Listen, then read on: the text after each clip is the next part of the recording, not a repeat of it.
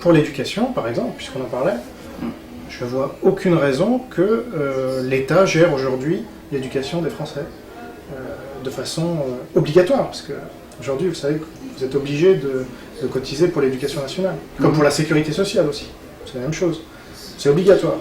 Si vous ne cotisez pas, vous allez en prison. Bon.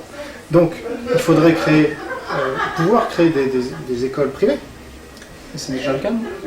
Ah ben non, pas assez, parce que vous payez doublement. Vous payez l'éducation nationale. Quand vous êtes parent, vous voulez mettre votre enfant en privé, ce qui m'est arrivé à moi quand j'étais en public, et il y avait les professeurs qui étaient toujours absents. Donc je suis devenu un petit caïd, un petit délinquant, quand j'avais 10 ans. J'étais dans la rue, je traînais.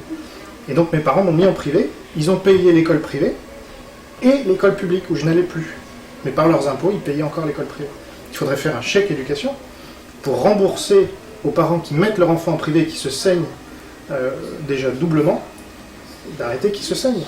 Plutôt que de favoriser les écoles privées, qui feraient un... moi je vois par exemple les médias privés, Ouais. Est-ce qu'on risque pas le même genre de dérive avec des écoles privées? Moi je serais plus On est un média privé, et on vous interviewe là. C'est vrai, mais indépendant, heureusement. Ouais. Mais privé, ça ne veut pas dire forcément dans la main de l'État. Vous citez Dassault, en effet. Dassault est en collusion avec l'État. Parce qu'il ne peut pas vendre des rafales sans passer par le président de la République. Donc ça, pour moi, c'est pas le capitalisme. Mais pour terminer mon idée, si on avait un véritable service public de qualité, une éducation nationale qui fournirait Justement. des prestations pour nos enfants... Donc vous êtes d'accord avec moi, elle n'est pas de qualité.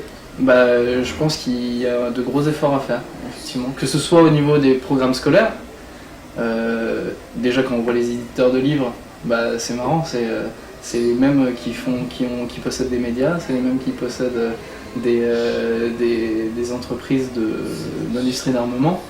Est-ce que ça c'est normal? Non, je pense pas. Donc plutôt que de faire un système où on rembourserait les gens parce qu'ils vont dans des écoles privées qui fuient le service public qui est en pleine décadence, je pense qu'il faudrait sauver le service public. Et donc parce que faut aller jusqu'au bout de la logique, qui détermine les programmes qu'on trouve dans les livres? Il peut y avoir un tas de solutions. Il peut y avoir la constitution d'État... Aujourd'hui Ouais. Qui détermine les programmes? Qui le fait exactement? Je sais pas exactement. L'éducation nationale. Donc, les hauts fonctionnaires qui dirigent l'éducation nationale. Ni le ministre, ni le président de la République. Ce sont les hauts fonctionnaires qui sont là élection après élection, sachant que l'éducation nationale est tenue, ça je vous apprendrai rien, par les syndicats et notamment la CGT. Enfin, le FN, SNUS ou je sais pas quoi, là, comment ils s'appellent ces syndicats-là. Il est là le problème, non? Moi que les entreprises impriment sur des livres ce qu'ont dit la CGT, donc le Parti communiste, c'est ça qui me choque, c'est pas le fait qu'il y ait des entreprises qui fassent leur boulot et qui impriment, non?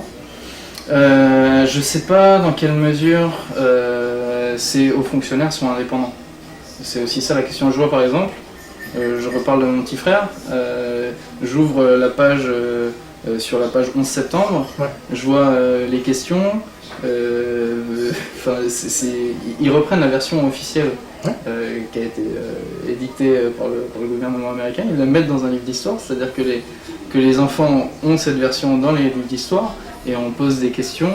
Par exemple, il y a il y a 2 avions qui sont tombés dans les tours jumelles. Qu'est-il arrivé des autres avions? Donc les bonnes réponses, c'est il y a un avion qui s'est écrasé dans le Pentagone. La deuxième bonne réponse, je suppose que c'est il y a eu une rébellion dans l'avion et il s'est écrasé. C'est dramatique. En quoi c'est une preuve que c'est pas les hauts fonctionnaires qui ont fait écrire ça? Mais justement, je sais pas si c'est une preuve ou pas, mais en tout cas, ça pose la question de leur indépendance d'esprit, parce que d'en venir à faire de la propagande politique à l'intérieur de livres d'histoire et dans d'autres, c'est pas si peut-être on peut parler d'endoctrinement. Ça c'est le rôle de l'État depuis qu'il existe. La propagande, justement, c'est pour ça que l'éducation nationale est un problème. C'est qu'il fait rentrer dans la tête de nos enfants ce que l'État veut faire passer comme propagande. La propagande du moment, évidemment, ça change après. Oui, peut-être que dans le monde de demain, ce serait bien de au lieu d'apprendre à apprendre, plutôt de comprendre les choses. Peut-être que c'est des pistes qu'on pourrait faire pour avoir une meilleure éducation nationale, que les enfants se posent des questions.